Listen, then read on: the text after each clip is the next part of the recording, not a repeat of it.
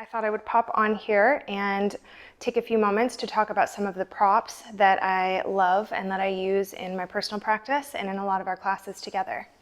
The style of yoga that I teach most frequently is Hatha yoga. And in Hatha yoga, we utilize a ton of props, either to make a pose more comfortable, more accessible, more challenging, more supported, more aligned. And people are always asking, like, well, what are you using? Where did you get that? So I'm going to go over some of the props that I use, and then I will leave links for where to find them in the description. So obviously the first thing that I use is a yoga mat. I don't think that you have to spend $100 on a yoga mat.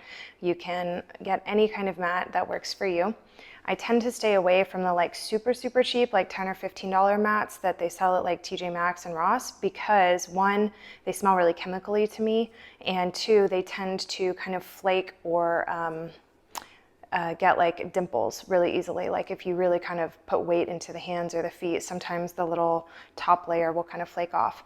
But I have two that are actually from Manduka that are a beginner series. They are blue on one side and gray on the other, and they have a center line marked on the mat really lightly, which just kind of helps, particularly if you're doing a flow yoga class or something like that. So those are not super expensive. They are a good option. So coming into like props, one of my most used, I would say, would be blocks. Blocks come in all kinds of different sizes and shapes. These are my particular favorites, and these are Manduka blocks. They are a little bit more expensive than a lot of the others that you can find, but what I really like about them is that they are solid. They have just a little bit of give, but as you guys can see when I push on them, they don't give much, which is really good if you're using them for stability work. Particularly, they are also just slightly rounded on the corners, so they don't have like a sharp 90-degree corner, but they aren't the ones that have the corners shaved off for a flat surface, because I find those, particularly when they're on their highest height, which is like the smallest footprint, tend to really kind of give and wobble in and out, which as a yoga teacher makes me really nervous to watch. So when you're looking for blocks, I would get a more solid, kind of harder block versus a really soft, cushy one, and then just look at those edges.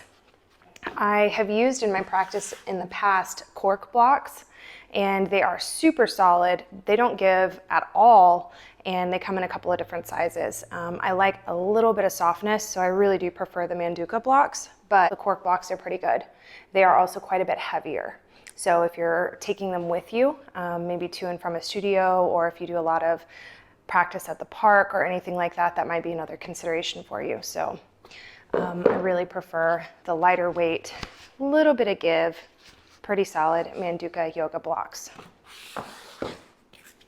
Moving on from there, a really useful prop for anybody's yoga practice is a strap. Straps do not need to be expensive. You do not need to buy the name brand. I would say look at the length. They usually come in 6 foot, 8 foot, and sometimes 10 foot lengths. They have all these fancy straps that have like loops sewn into them and all that kind of stuff. If you prefer to use one of those, that's cool, but it's not necessary. I find that you can do all of the same stuff with a regular strap. This one is also a Manduka strap, and this is an 8 foot, and it's marked, which is pretty cool. But what I wanted to show you was the difference in the kind of buckles that you can get. So this one is a Peace Yoga, and they have two very different buckles. You're able to double lock either one of them.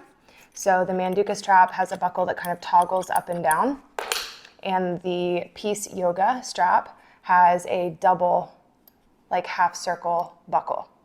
And I'll show you real quick how to lock your strap. So this is really important if we're doing any kind of pose where you have a lot of weight in the strap. Particularly like hammock or something like that. So these are the more common buckle that I see on straps, and it's just two kind of like half rings.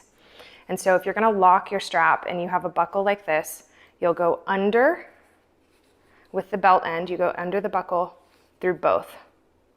And then you're gonna flip it and you go over and back under. and here is your end. And if you pull, you're locked. So that's how to lock a strap that has kind of that double ring buckle, and how you would lock a strap that has one of these toggle buckles would be you take the belt end, you move the toggle all the way to the top, under, and then over. And again, here's your little strap end, the very loose end, and then if we pull, we're locked.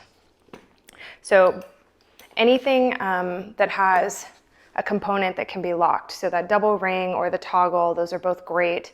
But really what I look for with the straps is the length. I like a minimum of an 8-foot length. I would rather have too much than not enough. And in some of the really big supportive poses like hammock and like some of those others, 4 feet, 6 feet isn't always enough depending on how tall you are. So moving on from there, common in many practices is a blanket. A blanket can be used as a little extra padding under the knees. It can be used as some extra padding under the wrists. One way that you can do that, I'll show you guys from the side, is by taking a small fold in your blanket and then resting the heels of the palm on the blanket. And this softens the angle just a little from like this 90-degree angle to just a little bit softer. And that's really nice if you have wrist pain, and just as extra padding, or even to sit on, give a little cushion under the hips. If you're working on seated forward folds, anytime you can elevate the hips a little bit before you hinge forward, it should help kind of make that forward fold a little more accessible. It might deepen your range of motion. And if you're doing a restorative practice, blankets are definitely key. You'll probably even want 2 for your practice. So this one is a really nice, good size. I really like how soft it is.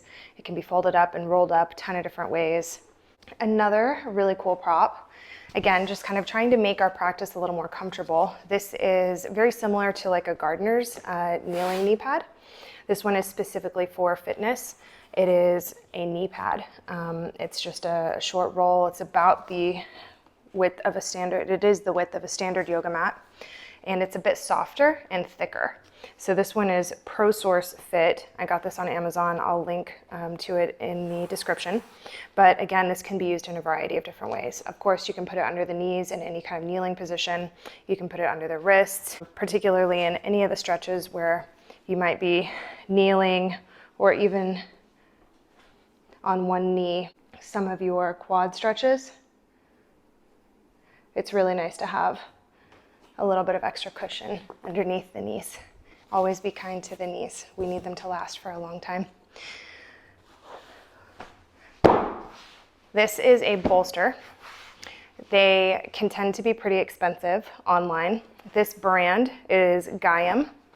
I have been ordering these off of Amazon. I can even find one every now and then that was ordered and returned, still in the original packaging, but on discount. And I now have 5 of these for my home studio.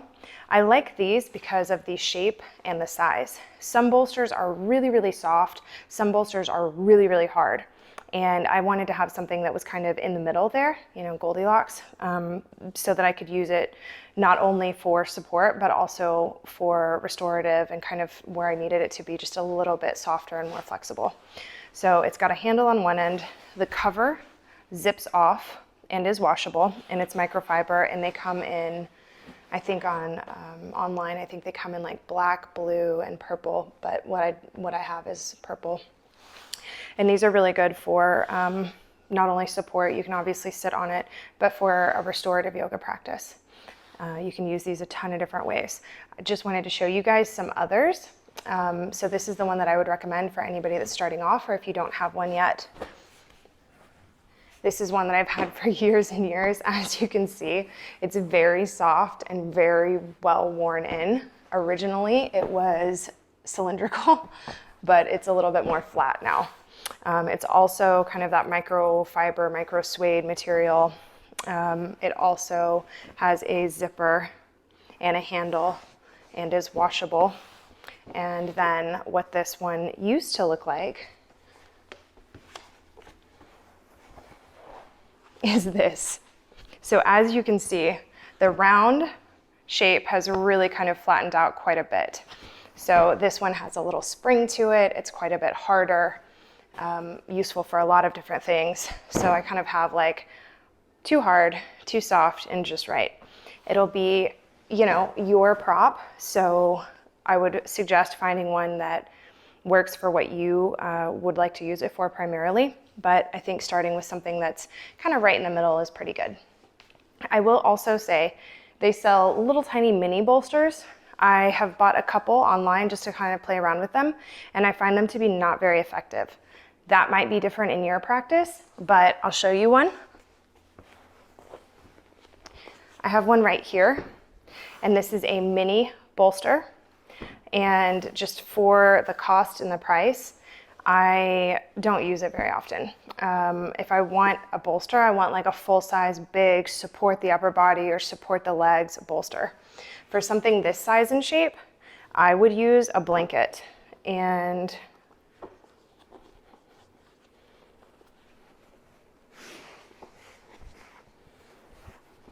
very similar. So I prefer the blanket because I can use it for more things in more ways. It's a little bit more of a flexible prop as opposed to buying a little small bolster in addition to a regular bolster. So those are all the standard props that I use. And then I have a couple of little specialties. This is a set of yoga triangles. They were invented by a really amazing yoga teacher and friend of mine in Houston, Texas. Her name is Amanda Field. As you can see, they are about the size of a standard yoga block, cut diagonally from corner to corner. So they are a little bit softer, just barely, than the Manduka blocks that I use. And they are pretty ergonomic. They can be used the same way that you would use like a blanket or a block, but in a way that fits, because of the shape, a little bit more organically into the body. Or they can be used for some really interesting myofascial release work. She's got a ton of videos and stuff on that. I won't go into that here, but I will link to her page and you guys can explore that if you want. But for example, if sitting cross-legged, if the knees are up really high and we're really tight in the backs of the legs or the lower back, sometimes this is not a comfortable position because the knees are kind of hanging and we're trying to hold them up here. So you can take your triangles and you can wedge them in under the thighs, which then supports the weight of the legs and takes that out of the knees. Some other really cool things, I've seen people work on double pigeon or Agni Stambhasana or fire log using triangles. And they have two height settings. If you can see here, the word balance is stamped on the bottom. And these are a Gen 1, I think. The newest version she has out are green, and I think they come in a different bag, but it's the exact same shape, so they can be used the same way. But so balance side down gives you this shape, balance side up gives you this shape. So they can be used under the wrists, under the feet for some good deep stretches. They can be used to support different areas of the body. They're great for supported Shavasana, right under, between the bottom of the ribs and the top of the hips to kind of cradle. There's all kinds of stuff you can do with these. And these you cannot get on Amazon, but you can order directly from her website. So I hope that I answered some questions about props. I hope that I answered your questions. I hope this was useful to you guys. Let me know what you'd like to see,